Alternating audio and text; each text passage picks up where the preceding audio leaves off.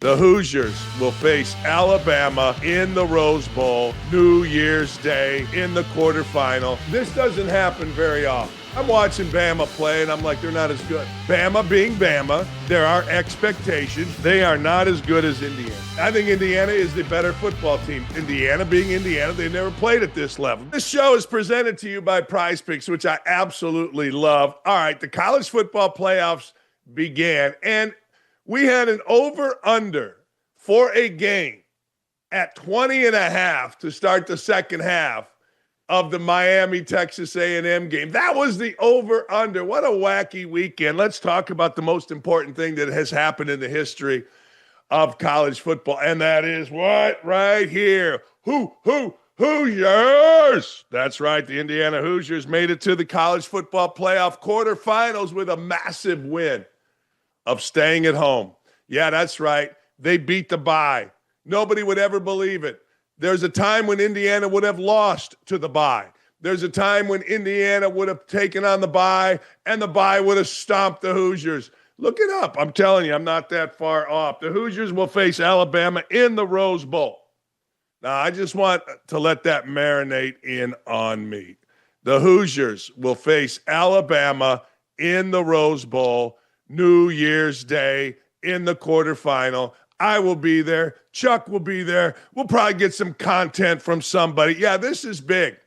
It was only, very recently that Cignetti was at James Madison, Haynes Shanahan at James Madison, and before that, Cignetti was at Alabama. Listen to this. Former IU assistants, Kalen DeBoer, the head coach at Alabama, Kane Womack, the defensive coordinator at Alabama, and Nick Sheridan, offensive coordinator at Alabama. There are so many ties in this. Cignetti worked at Alabama. So now DeBoer, Womack, and Sheridan were all on the staff here at Indiana. That's pretty good staff. Tom Allen had a damn good staff, and they had one good year, and then those guys figured it out and got the hell out of Dodge.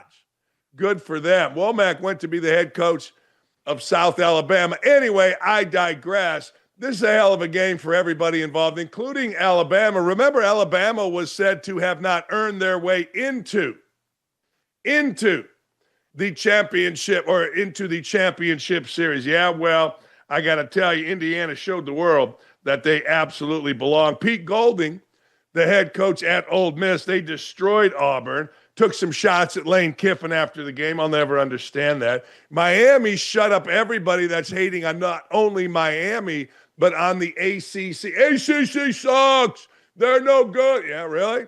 They went into Kyle Field in front of 105,000 crying ass. Weird people. Weird thing. I don't care. I know I'm wrong, but that whole 12th man, and it's just a weird cult-like deal there. I've been there. I've called games. They're not at Kyle Field, but in the basketball, it's a weird thing, and I was glad to see Miami shut everybody's ass up. I'm glad to see it. And Tulane and JMU got their asses kicked. And you can tell me, Mike Greenberg put this out. This is a big thing at ESPN. You can tell me, well, it doesn't matter. It doesn't matter how they play in this. If they met the criteria that they deserve to be in, yes and no. Of course, if they meet the criteria they deserve to be in, but the committee talked about eye tests, things of that nature. If you're ever going to use the eye test, then guess what? Then how you play matters. And both of those teams had no business being in. There you see the results right there. 51-34. Now, people in James Madison are saying, we tried real hard. You did. We scored more points against Oregon than anybody. You did. Yeah, Ole Miss, but you could watch, and I did, the first 5 minutes of both of those games, Ole Miss game and Oregon game, and know this was going to be a kicking. And it was. 10-3 was like watching a shutout into the eighth. Kickers missing. It was unbelievable. Alabama storms back from 17-0, and I must tell you, I live bet it. I did. Double D live bet that one. I took some points. I think I took 7.5, something like that. I have to go back and look. I made so many bets this weekend. They all run together. But anyway, there it is for you right there. Alabama, IU. Woo, baby. All right. Alabama, IU. Let's talk about it for just a second. You have no idea how cool this is to think this way. As a person that went to every Indiana University football game for 17 years, from the fall of 1991 until the fall, through the fall of 1996 into 97, and then again in 2007, everyone that I was in town for, if I wasn't recruiting or if I wasn't playing or coaching. I brought beers into that stadium with the baseball coaches.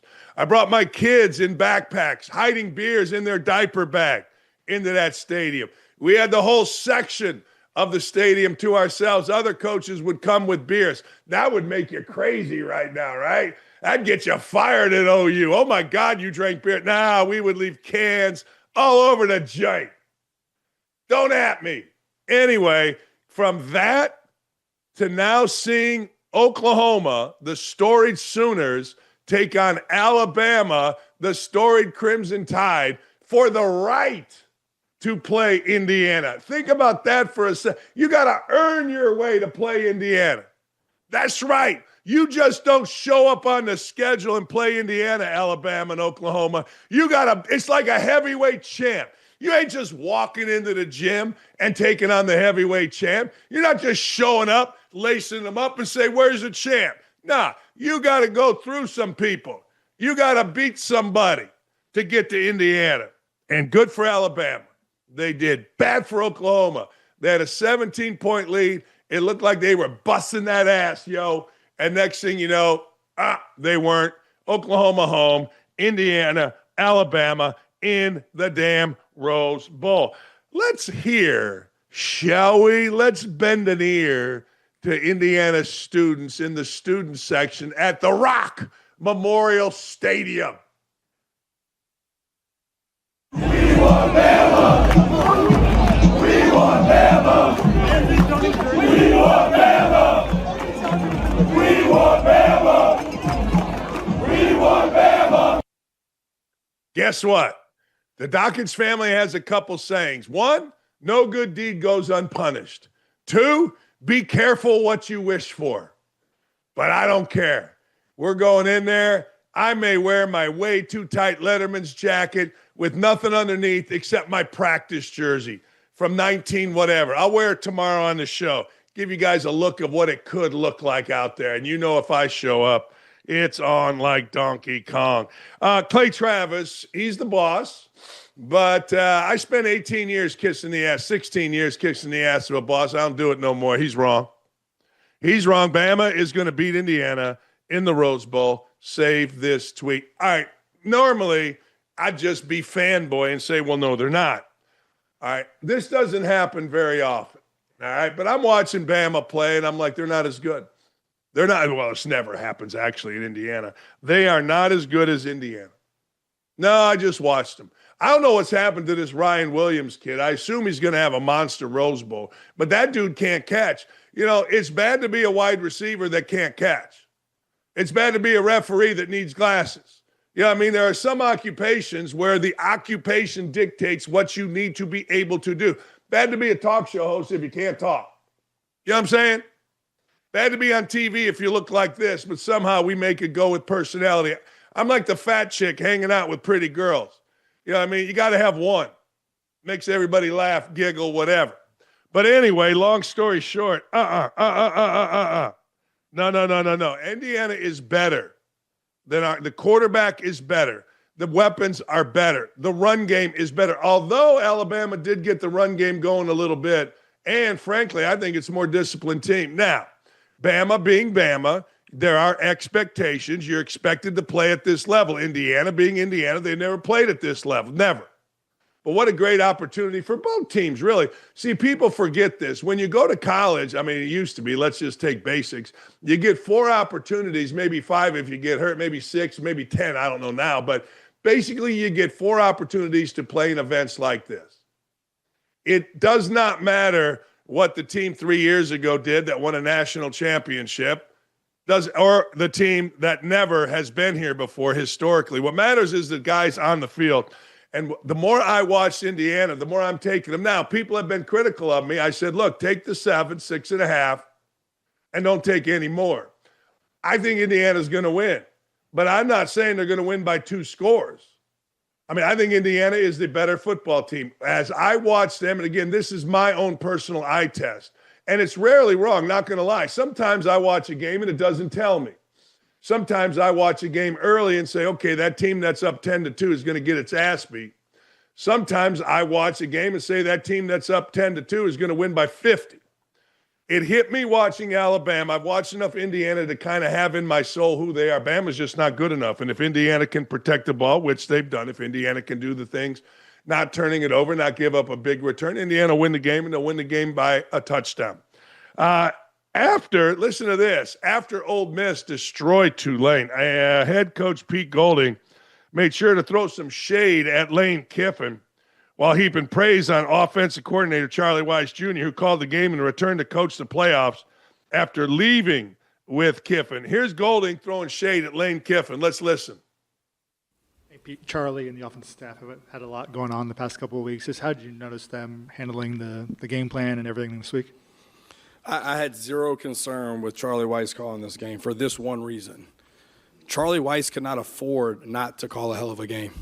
All right, all he's heard, right, his whole life, Lane Kiffin's office, Lane Kiffin's office, Lane Kiffin's office. So this is his one opportunity, right, for people to realize Charlie Weis calls the offense, right, just like he's done all year, and he did a great job of tonight. So I had no concern on that, because the last thing Charlie wanted to do is come out here and lay an egg, all right, because then whose offense is it? Yeah, you be writing about it. Whose offense is it? That's right. You can say his name. Whose offense is it? Okay. No, you just said Kiff's. Yeah, because he didn't score any points, so Kiff wasn't here. Right, so then now Charlie doesn't call the plays. So Charlie does a great job, and there was zero concern with him. Like I said, from the very beginning, he didn't get on that plane with any doubt that he was going to coach us in the game, because that's who he is. All right, so he did a great job. That guy has no shot. I'm just telling you, no shot. None, 0 zip. He's not big enough for that stage. Now, he's big enough to coach to 6-5, 7-4, whatever it is. And I'm rooting for him. I am. But I got to be honest, I don't see him having any shot. Not at all. I get his point, though. His point is right. You do well, it's Kiffin's offense. You do poorly, it's Charlie Weis's offense without Kiffin there. No, I get it. Hey, this episode is brought to you by our friends at Prize Picks. Holiday season, best time of the year for sports, bowl games, basketball matchup, playoff pushes. It's all happening at once. It's unbelievable. There's basketball games starting at 11 o'clock today. It's ridiculous. And while you and I are out here making decisions every day, what gifts to buy, what to eat, who am I playing in pickleball, what game to watch, there's one place where it feels good to be right. That, ladies and gentlemen, is Prize Picks. New feature alert, Prize Picks now has early payouts. Lineup gets off to a hot start. You may now have the option to cash out those winnings before the game even finishes. Joins millions of users. Sign up for America's #1 fantasy sports app. Download the Prize Pick app today. Use Dakich, D-A-K-I-C-H. Get 50 in lineups after you play your first $5 lineup. That's code D-A-K-I-C-H. Get 50 in lineups after you play your first $5 lineup. Prize Picks. It's good to be right. I got to get into this real quick. The more things change, the more they absolutely stay the same. I mean, the more they stay the same. Johnny Manziel. Johnny Manziel, really? I would have never seen it. You would have never seen it. Who would have ever seen Johnny Manziel flaking out in a commitment because, well, allegedly of a night of partying? Well, the answer to that is who would have? Anybody with a functioning brain. I have a brain. Manziel is supposed to be there early in the morning tomorrow to do game day. Nah, he'll screw it up. This time, Manziel no-showed when he was set to be the guest picker for ESPN's College Game Day as the crew was in College Station for the A&M game. It's a playoff game. Manziel is A&M, right? He built Kyle Stadium. He tells everybody how great he is. He's an idiot. Manziel was in Miami Friday night for the Anthony Joshua-Jake Paul fight. Fight went 6 rounds. When Joshua knocked out Paul around midnight, former Texas A&M basketball player and 2-time NBA champion Ella Caruso replaced Manziel at game day on Sunday. Manziel released an apology for missing the event. While he remained coy about the reasons for his no-show, he called out the false narrative that he had taken hold in reporting and on social media regarding his absence. Really? Let's see. I have plenty more to say about what transpired yesterday. There's almost nothing on this earth that have made me miss that game, huh? Almost nothing. What? Let's say what? To all the people that generally reached out and checked in on me, I cannot thank you enough.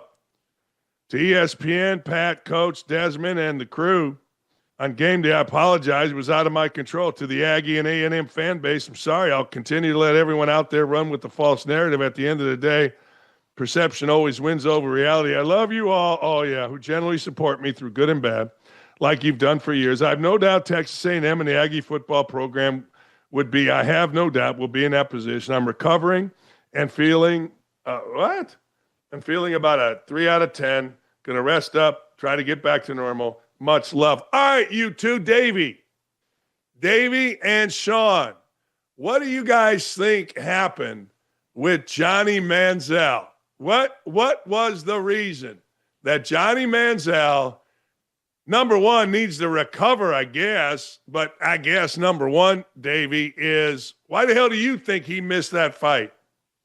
Or that game? He was going to miss the flight to make it back to College Station. He was having too much fun at the Jake Paul fight. I listen, this guy can make a lot of claims. I know he's doing better than he was, but again, I mean, that bar is pretty low, so it's one of those situations. Missed his flight, having some fun, just put everybody else in a tough spot to where they're like, all right, we got to find somebody last second. Alex Caruso, you'll do. Yeah, I agree. What do you think he means by, I'm 3 out of 10 sick or hurt or whatever? What do you think he means by that? I struggled to get into the mindset of Johnny Manziel, Dan.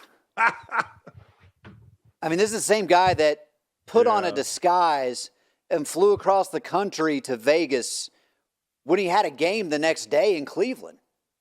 This guy doesn't make rational decisions. Hell of a football player whenever he's able to just play backyard street ball, run around, sling it. But as soon as you have to actually have a functioning brain to make it make sense, Johnny's not your guy. What do you think, Sean? Why did he miss? Man, he was all banged up, Dan. He was still messed up in the morning. That's the only thing. I mean, I think you're professional enough to think, all right, I'm going on TV, got a TV hit, but maybe I'll recover. I'll get some electrolytes in the morning. I'll get some cold water on my face, whatever your protocol is post hangover. I think he was still banged up in the mornings. Like I physically cannot go up. I just can't do it or else I'll be messed up on TV. I don't think that can happen, but I mean, what do I care? A college game day lost a great guest. Sorry. So you went 13 for 14 this year on the guest work. I don't have much sympathy for him. But at the same time, I mean, it's Johnny Manziel clown show. Here's my question.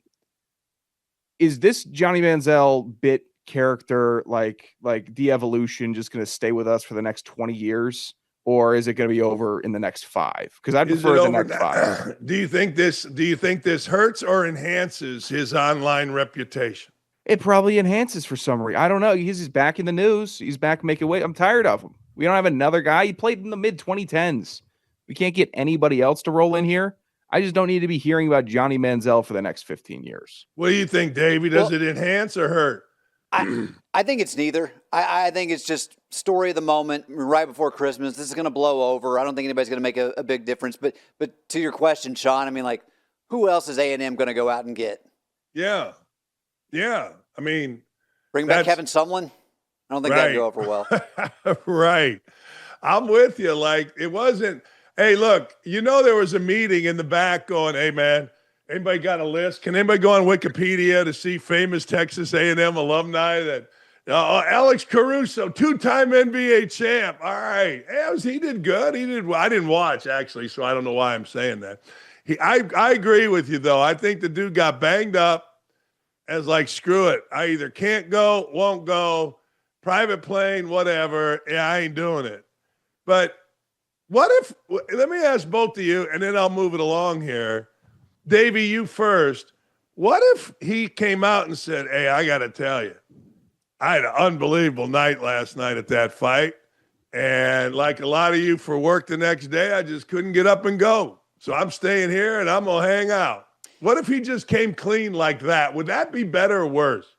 I I think the honesty would help him out. The only problem here is I don't know if you guys watched the documentary they did for him on Netflix.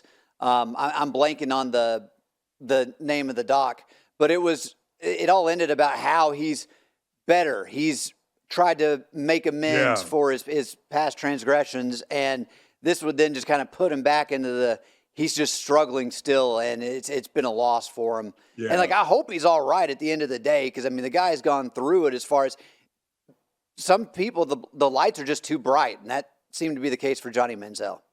What you got, Sean? Does Johnny Manziel have jester's privilege, where has he disclosed enough throughout his post-college life where we can just let it roll and Johnny can just be Johnny? Because if you want to do that, you want to be the guy that's open about everything. You got to be open about everything. And you can't go taking days off where it's like, oh, no, I just didn't feel good to tell you everything. So now we got to play the speculation game. I think that he's probably disclosed enough for me to say, all right, well, if you keep it real, I'll be a little more sympathetic. But if we're still keeping our cards close to the vest and you want to keep on being a speculative mess up, okay, I don't have much sympathy for you then. I'm gonna think you're a screw up. Jester's privilege is a great way to put it. Now, Charles Barkley has jester's privilege. He can get away with saying women in San Antonio are fat and everything else. I'm using that, and I am not footnoting you, not even a little bit. I'm stealing that. I am using jester's privilege. That's Barkley. Appreciate you guys. Hey, you enjoying the show? What are you doing? Like, comment, and subscribe. YouTube.com/@don't@me with Dan Dakich. That way you'll never miss any of our great content. Jester's privilege. Oh, man, that's no lie. That's a great, great way to put it. All right, the big bad women of the WNBA are now threatening to go on strike if their demands aren't met by the league prior to the CBA deadline set for January 9th. Closing in, ladies. We want what we're worth. Well, you owe us $100,000 apiece. How about that? They're giving me a headache. What would we do without being able to watch the WNBA? I'm not going to lie to you. I've had enough of Caitlin Clark. I like Caitlin Clark. She's a nice lady. It's not her fault. But the other day, there was a big deal. She showed up at the Butler game to support the Bulldogs. Okay. Yeah. Wonderful. All right, I got to read this. The players have spoken through a decisive vote with historic participation. Our membership has authorized the WNBA PA's executive committee to call a strike when necessary. The players' decision is an unavoidable response to the state of negotiation with the WNBA and its team. That's a WNBA PA statement. You see it right there. Oh, the sadness. The players' vote is neither a call for an immediate strike nor an intention to pursue one. Rather, it is an emphatic affirmation of the players' confidence in their leadership and their unwavering solidarity against ongoing efforts to divide, conquer, and devalue them. Really? As Outkick previously reported, this is now Amber who will give you actual reasoning here. Thank you, Amber Harding, for this. As Outkick previously reported, WNBA's latest proposal is offering a max salary of $1.1 million, a league minimum of $222,000, league average of more than $460. Wow, massive jump. But for players, it's not big enough. WNBA has continued to push for a significantly larger share of league revenue, and that's reportedly where negotiations hit the wall. I have thoughts. I think this is a pretty fair salary. Now, anybody that understands a business that's hemorrhaging money doesn't necessarily want to hemorrhage more. Sure, the WNBA has reached into the consciousness of the American sporting public in the summer, but let's just be totally honest about it. It is simply media-driven, and frankly, it is Caitlin Clark-driven. Now, I know you're all going to say ratings were fine without Caitlin Clark. Yeah, I get it. For a year, there's always the effect. I call it the Bob Knight effect. Going back to 2000 when Bob Knight got fired at Indiana, Mike Davis took over. Mike Davis had the discipline of 28 years of Bob Knight. Mike Davis had the discipline of players being used to and held to a certain standard over those 28 years. And eventually Mike Davis's, that ran out. Mike Davis was quickly fired. You're seeing it now. If you want to use a basketball program, you're seeing it now at Loyola Chicago. Loyola Chicago, Sister Jean, Porter Moser. Now, all of a sudden, they're among the worst teams in college basketball. You see it all the time in sports. I don't have time to go in on all of it. See, what the WNBA leadership is doing is saying, wait a second, we've supported you for all this. We're willing to give you a massive, massive pay increase. Massive. But it's never enough. You know, anybody that's ever coached or been around women understand what my family motto is. No good deed goes unpunished. You tell these women, we're going to give you some, they want more. They're not striking. There will be no strike. And if there is a strike, it'll be one of those things where you say, wait a second, a tree fell in the woods. Nobody was around. Did anyone hear it? Because I'm telling you, January 9th, in the middle of all the football going on, ain't nobody, let me speak like Angel Reese, ain't nobody going to care about nothing, no way. These women are awful. They're horrible. I like women's sports. I support women's sports, but they represent themselves in such awful, awful ways. Their jealousy, their pettiness, is the great Michael Thompson, father of Clay, former first pick in the NBA draft and current Lakers broadcaster, said Jeep: jealousy, envy, ego, and pride. They have none of it. Pettiness. Pettiness is the last one. So, like most, go over there. You're striking? You're mad? This is how I used to talk to my kids. You're mad? I get it. You're mad at me. Yeah, okay. Go over there. Go. Girls, go. Go over there and be mad. Let me know when you are no longer mad. And then we'll figure it out. It'll be fun. We'll be right back. David Pollack joins us. You know I'm asking about Indiana. You know I'm asking about who the hell is going to be the next coach at Michigan. I mean, what are we talking about? David Pollack can't wait next. David Pollack is smart people. That's right. Smart people.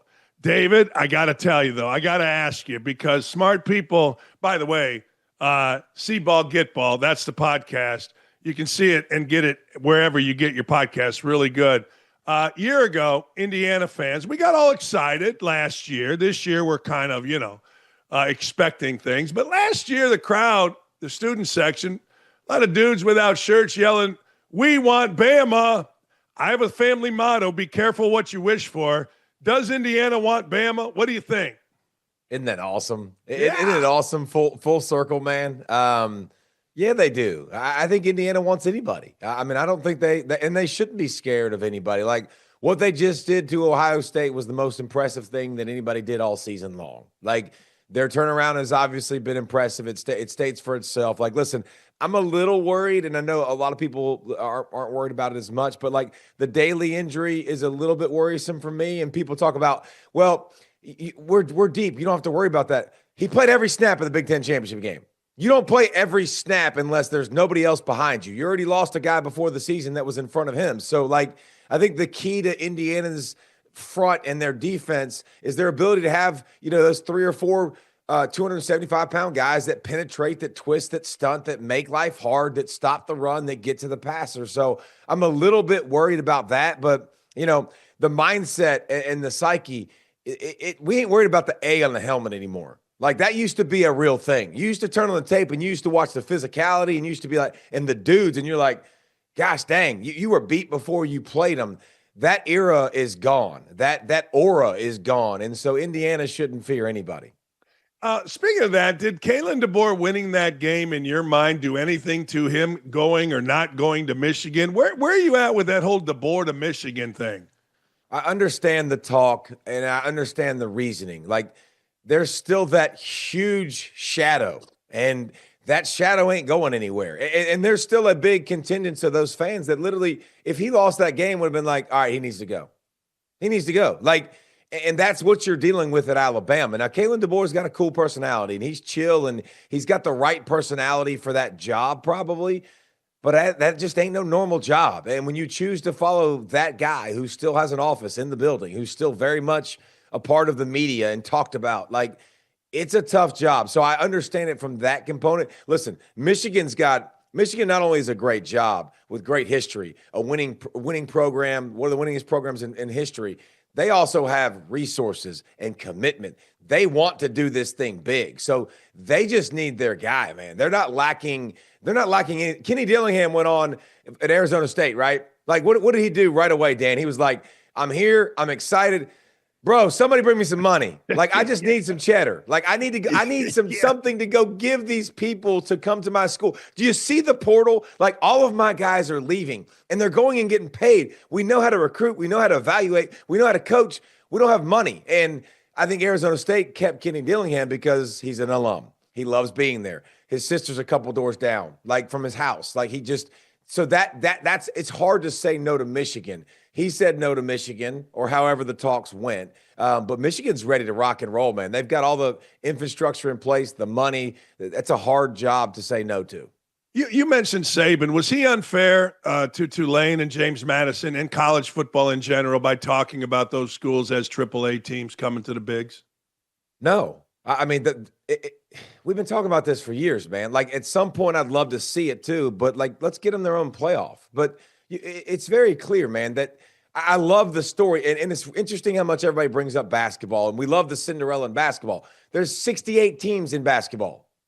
There's 68. Like, I got 12 spots. If you're giving up 2 spots to the teams that can't win, they can't win. Like, tell me they can win after watching that, right? Like, it's tune-up games. They don't have to play their C game, the bigger teams to win those games. It's just it's different. It's frustrating to see spots getting taken. It's like the ACC. All they had to do was fix their playoff or their qualification. But the ACC and the Big 12, those teams want to make sure they got somebody at the table. So you have to take our conference champion. That's a rule, right? Well, if you just took the highest ranked ACC team, it's Miami. They're in. And then Notre Dame gets in as well. Like, it wasn't overly complicated, but everybody's got a fear of being left out. But I think we're going to expand this thing a little bit. If you have one team in there, so be it. But I would love to see a group of 5 playoff at some point. Let them go battle it. I'm watching Wyoming. Like, I'm watching Montana State. Like, I'm watching those teams every year this time of year. I'm watching Illinois State. My son coaches there in basketball, and it's Montana State against Illinois State. And I watched the game against Villanova. I didn't give a shit whether it was with an FBS. I didn't care. It's good football, and guys are busting their ass, and that's all, you know. But I do think you could tell, at least I'm sure you more than me, look, you could tell the first time Mississippi got the football and went down the field that the bodies were just different. This isn't basketball where some guy can get hot, hit 6 threes in the first half and second half, and you're in the game, man. That's pretty obvious, right? It's a physicality thing. Yeah. It's more players. Like, it's not. Yeah, you got 5 players in basketball. You got one elite player. They can kind of carry you. But, yeah, Ole Miss started really rusty. They hadn't played in over 3 weeks, 7 plays, not 1 third down, 160 yards, and it's 14-0. You're like, what the heck just happened? Yeah, that's exactly. And you could tell that train wasn't going to stop. I mean, look, the other team's trying. Mississippi against your old school, Georgia. You know, hey, a lot of credit to Charlie Weiss. Fine, that's great. But it's a step up in class. Walk me through. I know how this would be in a basketball locker room. How is this in a football locker room with a coach calling plays? It's going to be at LSU. There's a lot of this going on. Walk me through these coaching staffs relative to how players look at this. Well, the coaching staffs are knee deep. Waist deep, eye deep in portal, right? Like, the transfer portal is the lifeblood. If you look at all the teams, like Indiana, your shirt you got on, your team, right? Like, if you don't hit in the transfer portal, it's very hard to be successful. All the teams are in it. So you're coaching for another squad, and you're recruiting for that squad, trying to understand what your roster is, get to know your guys. So there's a definite push and pull, right, of trying to see, you know, where I'm going to be, what it's going to look like. So the recruiting aspect kind of pulls you apart. I think those players, man, it was so cool because Oxford was rocking. Yeah. Like, Pete Golding got the best first coach impression in the history of the world. Like, when they announced his name, it was like, it was going nuts. It was going crazy. It was kind of you know, everybody's so anti-Lane that it forged them, and you could tell they came out the gate so hot. But now it's going to be different. I'm going to be interested to watch them. Now, they're a good matchup for Georgia. Like, Georgia, you can't run the ball on Georgia. Nobody's been able to do that remotely effective. Okay, Ole Miss wants to throw it anyways. You need a running quarterback that can make plays, that can scramble, that can buy time. Check. Like, you've already played them. And who's going to pick Ole Miss to beat Georgia? Not a dang person in the world. Like, so you've got all of these things that are going in the factors, checking boxes with Ole Miss that, they've already played them. They played them tough, minus the fourth quarter. They've got the pieces in place. You wonder about Lacey to see if he's dinged up a little bit with that shoulder. But I think Ole Miss is in a good spot, and they're a challenge for Georgia. They'll present some challenges for that defense that's been red hot. I kind of like the Miami Texas A&M game. It's like watching a one hitter or a shutout going into the eighth inning. Every play mattered. But does Miami have enough here against Ohio State? Man, Miami's got a chance against anybody. When you bring those front four into a ball game, those guys that can absolutely wreck shop, wreak havoc, get to the quarterback, man. A&M had so many chances to kind of win that football game. And you watched them, it was 7 minutes left when Tony fumbles and gives them field position. A&M's all they got to do is get a few first downs, kick a field goal. Maybe they take the lead. Bain, Mesidor. Like, those guys can make plays, can make it difficult. What did Indiana do? Indiana got to the quarterback. That's the first team that pressured Julian Sain, and he looked somewhat normal. That's what quarterbacks look like. QBs look normal when you pressure them, when you hit them. Miami can do that. Miami can run the football. Like their right tackle, Francis, like Maninoa, like that dude, his bones are like brontosaurus bones. He's like 6'10", 370. Like they're going to bring some physicality. Like that. They're not a team that has the explosive offense, but they got a home run hitter in Malachi Toney. They got a running back in Fletcher. They got an offensive line. Like they're gonna have to be creative, but they're a team that can win ugly defensive games. Which, if you're watching football, not just college, the NFL, that's what football is right now. Like, everybody's gotten those hybrid players on defense and the ability to rush passer and run games and simulated pressures. Right now, offenses aren't slaughtering defenses like they were a couple years ago. How much does coaching factor in? Big time. I mean, it factors in more and more. The more the talent does this and evens out. Like, the more the talent gets closer, the more the coaching matters. The more the games you have to play with motivation and getting your kids ready and, like, experience and being there. And, like, there's a lot of coaches, man, that they don't understand they don't know what they don't know yet. Like Pete Golding, he's going to coach his second game of his life as a head coach against Kirby Smart. His second game, like, against a guy who's been there, done that, bought the T-shirt and hat, like, knows exactly what he's doing, knows how to motivate, has done this for years and years and years. That's a tough ask. So I think we're going to see that coaching matters more and more. Experience matters. Game planning matters. Like, that's such a big deal, too, of learning the different type of offenses you've already seen in the past. And there's so many staffs that have so many guys that have done this for so long that you're like, all right, they've seen this. They know how to do it. They know how to get their guys up. And the biggest thing that I see with a lot of these teams, and this was more like Nick back in the day, getting the fighter to the fight. You can't get hurt in a sparring session, man. Like, the balance between staying physical in practice, but also getting to the game and being able to play physical, but being healthy. Let me ask you, there is that question of rust versus rest, that whole thing. So, Indiana hasn't played. They haven't. Alabama has. Which side of that are you on? Well, it was real. Look at the Miami or A&M Miami game. Like, if you don't think that was some rust, like, I would disagree. And those teams are both off 3 weeks. It was sloppy. The second half, right away, they come out and they start putting it together a little bit differently. So I think that's the chances of the teams that are underdogs. Like, Indiana's sitting for a while. Ohio State's sitting for a while. Georgia's sitting for a while. Texas Tech's sitting for a while. Now you go into a matchup, man. Like, are you ready to rock and roll? Because the good thing about, if you're Oregon, you just got to tune up. Like, you didn't get beat up on physically, so it's perfect. It's a perfect opportunity to come out here. You got some reps in. Ole Miss, you got some reps in. Now, Miami and A&M was a dogfight. Like, that was a great game. Alabama, Oklahoma was a great game. So I'd rather be in those camps of those guys that beat each other up and, played in physical games. But I'm interested. I think that's the one chance for those teams in this equation, is if those teams come in and they're really rusty, the timing's off, and then they get down 7-0, 10-0, 14-0, and they find themselves in a dogfight. You and I talked about watching other games. Like, I Illinois State, I've vested interest. My son coaches basketball there and all that kind of stuff. But I personally have no problem with it. I'm going to preface before I ask you. People say, well, this is the SEC Big Ten Invitational. I've always said this, being in college basketball, however many, 30 years, I ain't mad when Siena beats Duke. But in the second round, I'd sure like to see Duke play Michigan State, not Siena. So people bitching about it. It's the Big Ten SEC Invitational. I don't have a problem with it. What do you see? What do you think? I can give a crap. I want the best teams. I want great matchups. Now, I don't care about the brands. Right. The brands don't matter, but Right. I didn't want JMU. I didn't want Tulane in the next round because I know they can't win. Like, that's not fun. It's fun when you know, like, you've got to play well or else you're going home. Like, and I think the SEC versus Big Ten is such a great debate right now because you got everybody that fall on different sides. And I've had a back and forth this season with Dan Lanning all throughout the season about he's just been crushing me with it and bringing great facts and great stats about the Big Ten and how good they are. Listen, going into the playoffs, I said this. There are 4 teams that can win it. 3 are from the Big Ten.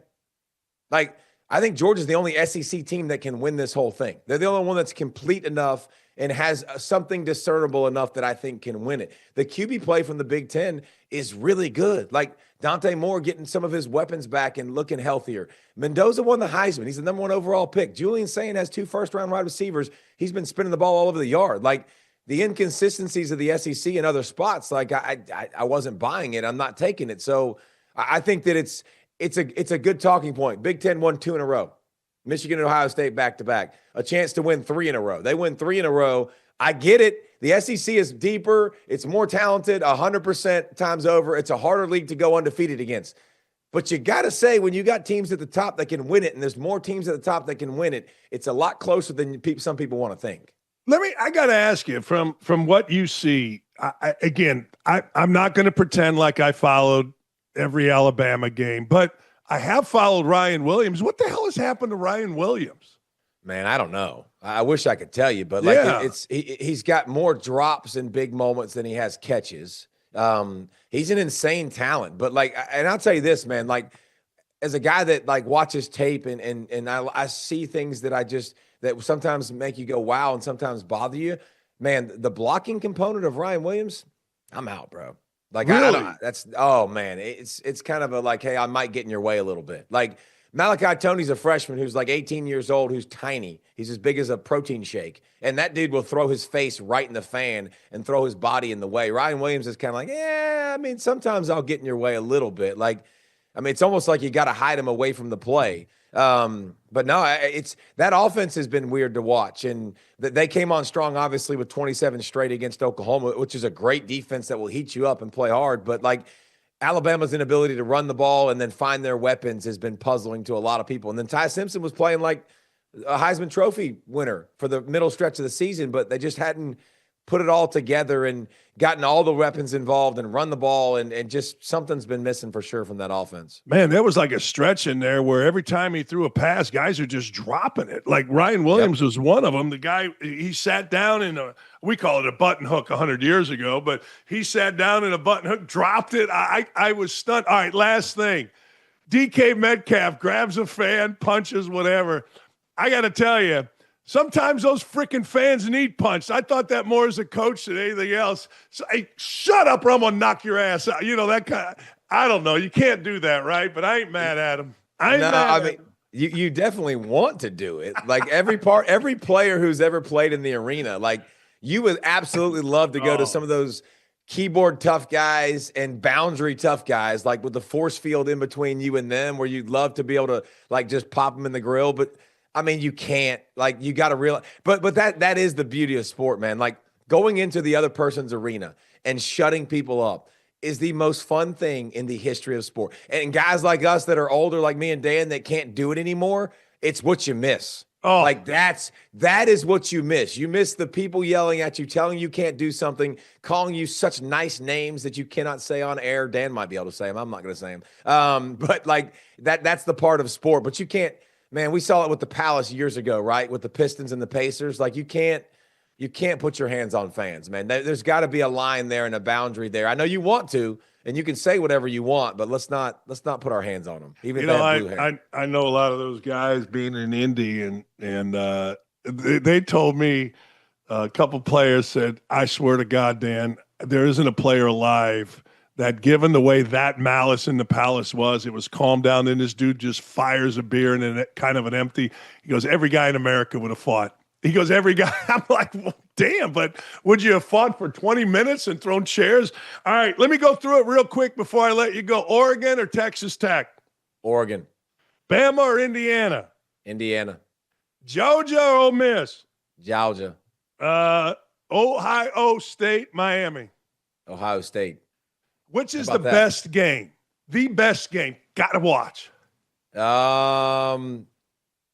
Or all of them. I think they're all going to be good. Yeah. But I think Oregon, Texas Tech has a real chance to be really fun. Like that Texas Tech defense, I know the offense, Morton had a chance to get healthy. The dude's been in a boot. He's got like a broken fibula, like some kind of crazy thing.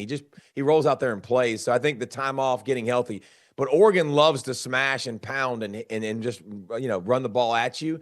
You ain't going to do that with Texas Tech, bro. You ain't going to pound them. I mean, that's an elite defense. So that'll be a really fun one because Texas Tech, obviously, I think people think because they're a higher seed, are probably going to win. I like Oregon's versatility on offense more than I like Texas Tech's. Dave, I appreciate you, man. Thanks a lot. Appreciate you coming up. Oh, thank you for having me, big dog.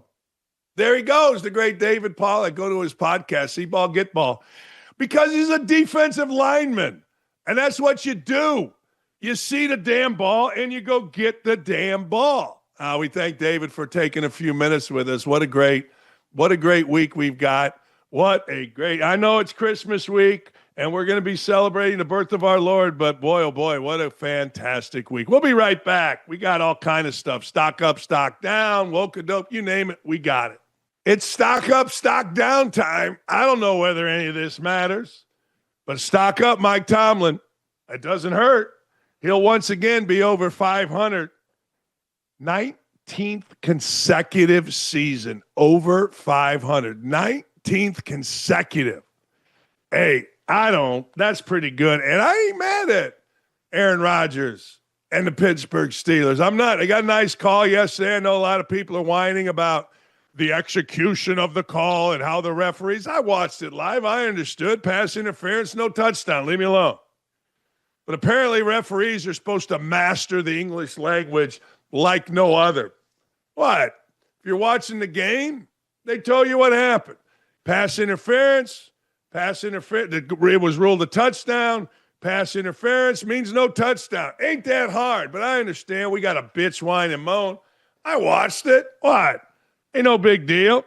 The Illinois State Redbirds, the entire freaking athletic department. Let me walk you through it.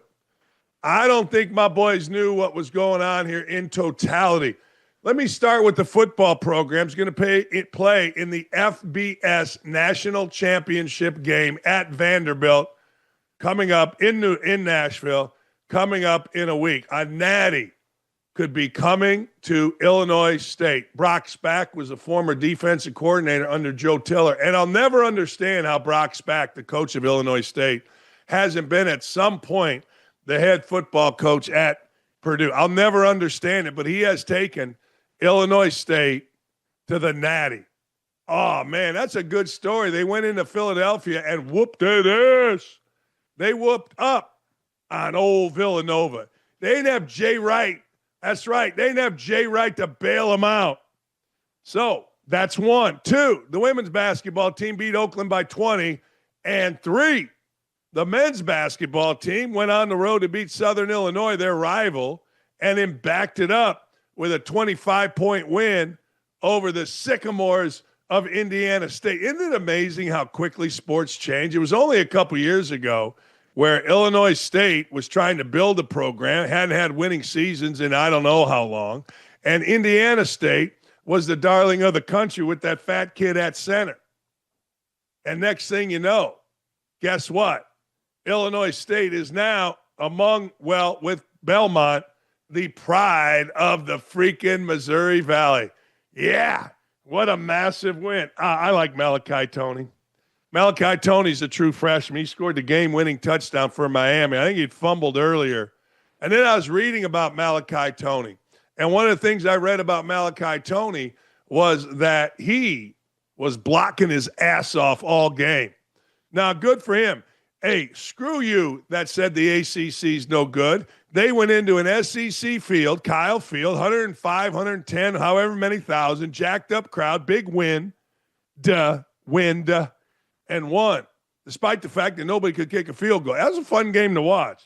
That was like watching a 1-0 shutout. It's fun. Every play mattered. Man, stock down.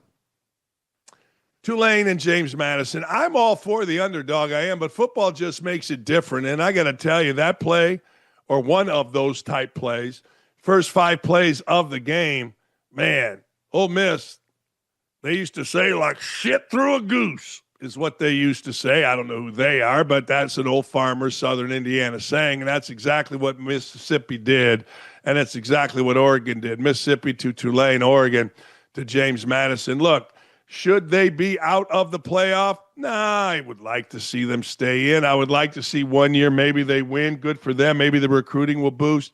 But, boy, that's a tough thing to ask. Tough thing to ask. Somebody with those bodies going to get somebody with those bodies. And Oregon, man, Oregon and Ole Miss rolled. Ed Cooley, I like Ed Cooley. Ed Cooley's among the most personable, normal coaches in college basketball, and you could see him right there, right in front of the old State Farm. He's getting ready to throw a water bottle and hit a kid. Yeah, so he's been suspended. Ed Cooley, well, he was frustrated. Georgetown, I believe they were playing Xavier. Xavier was busting that ass, and next thing you know, I've never really seen a coach do this. Like, I've thrown things into the stands. I've thrown coats. I've kicked water bottles. I've done all those nice things. But I'm not sure I've ever seen a coach whip a bottle into the stands. Now, had he not hit a kid, and, of course, everybody in the media is making it out to be child abuse, he should be arrested for assault, blah, blah, blah, blah, blah, blah, blah, blah, blah. Stop it. Anyway, he did get suspended against Coppin State because he hit a child. Stock down, but I kind of like it. I don't care. What do I care? Hey, J.J. McCarthy, stock down. He's banged up again. Man, if you can keep J.J. McCarthy healthy, you got a shot. But they can't do it. They simply cannot do it. All right, here we go. Remember last week we talked about the highest paid wide receiver in Texas A&M history and all the press releases Texas A&M did? Yeah, how'd that work out? Not great. Anyway, Arch Manning. Oh, Arch, I'll tell you what, man, Arch Manning, I'll represent anything. Give me some. This is really, really rare for a Manning. In fact, this may be stunning for a Manning. Listen to this. Arch Manning is taking a pay cut so his team can spend more money on getting talent around him. How about that? That is very un-Manning-like. Mannings want every dollar you have. Mannings want every dime from every commercial, from every appearance.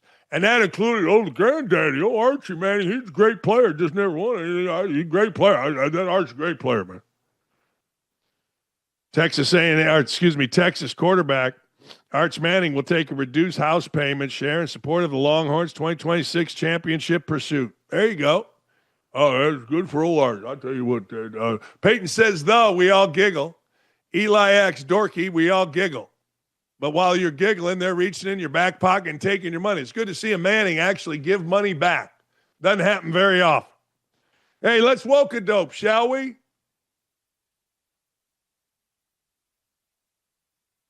Man, I love the tinfoil hat. Franklin says, Merry Christmas. Make Christmas great again. No! I love the haircut. I love the haircut on the liberal that's saying no. Man, isn't it amazing? That video of Kamala Harris. How dare we say Merry Christmas? Look at my wife being awesome. How dare we say how dare is the most ridiculous video in the history of videos.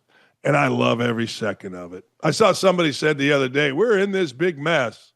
We're in this huge mess because we didn't like Kamala Harris's laugh. What are you talking about? Get out of here. Next. Merry Christmas. If you don't stop lying, you all will grow up to be a reporter for CNN. Man, thank God for Scott Jennings. What does Sean say? I went down the rabbit hole of Scott Jennings videos the other day, and they're spectacular. They're so good. And Carrie Champion and whoever that other pretty lady is, Phillips or something, they just give dumb face. We call it dry face or sour face here in the Dakich household. There's a couple things that we ask here. The ladies will ask me to do coach's voice, and I'll ask them to do dry face. Next. Remember that angry feminist? This is her today. That is so freaking good. Oh, my God. How good is that? That is the daughter of that. Whatever that is on the left, that is the daughter of that. Wow. Hey, last thing.